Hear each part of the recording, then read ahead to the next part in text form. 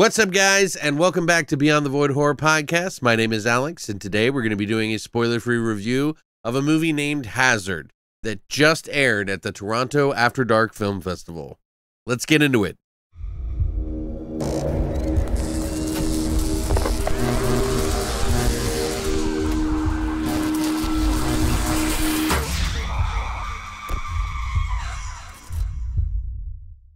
So, guys, I just want you to know I'm going to be doing new reviews from movies that are airing at the Toronto After Dark Film Festival. That's right, it's actually going on right now, and you can be a part of the show as well. Check it out down below, but I'm going to be kicking these off without as many cuts as I normally try to do these with, so there's going to be mistakes. I got a movie for you that I just watched. It's a movie called Hazard with 2 4s instead of A's, which is a sort of action over-the-top sort of comedy that is part ridiculous, part funny, and just kind of visually fun. It follows Noah, who is sort of just a regular guy who loves his girlfriend. He loves his daughter, and he has ultimate passion for his wonderful car, which is a Lexus that looks gold and black. And after picking up one of his friends from the jail, they go run an errand with another friend, and he gets into a bunch of trouble, and things start spiraling out of control as he's driving this car. Everything takes place in this car, and boy, is it an action-packed, crazy, fun, ridiculous, and sometimes raunchy ride. We got director Jonas Hoverts, by the way. I hope I'm saying that right, Hoverts.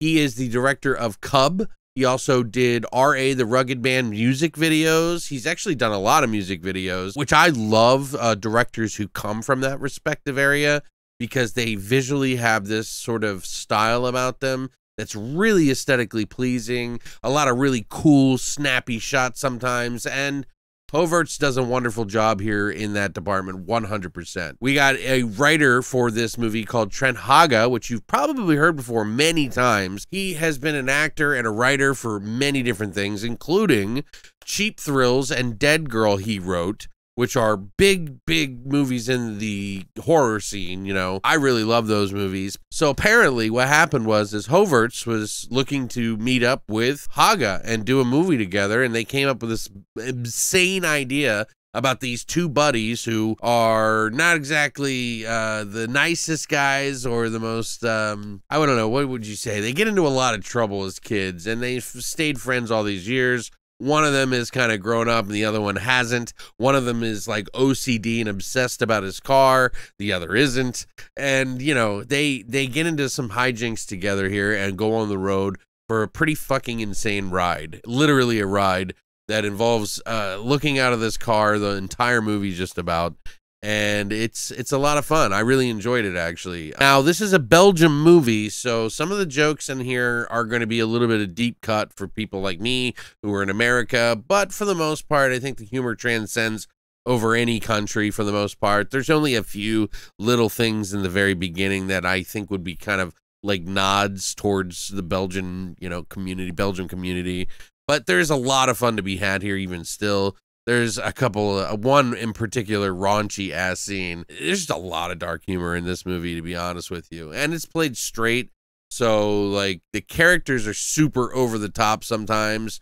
They do a lot of ridiculous things, a lot of really quick movements and just animated kind of characters in this movie, while the main guy is very stoic and very straight, playing the straight man, they call it. It's action-packed. There is enough that goes on in the story to keep you interested. There's some unforgettable sex scenes in this movie, and they don't involve people. I'll just say that.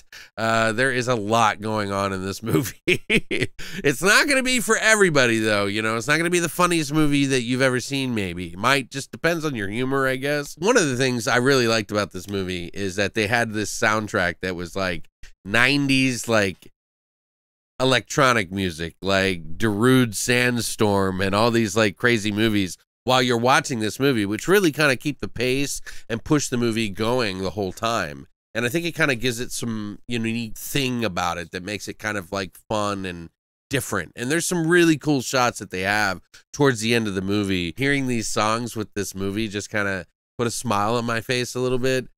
Even though, you know, it's like they're so overplayed, it was just the right mix, I think, for this movie. For a first entry for the first night of After Dark Film Festival, I quite enjoyed myself. It almost reaches an 8, but I would probably give this one like a 7.5 or an 8. It's just in that little nook right there. But I think you should check it out to watch it. I think it's definitely worth watching.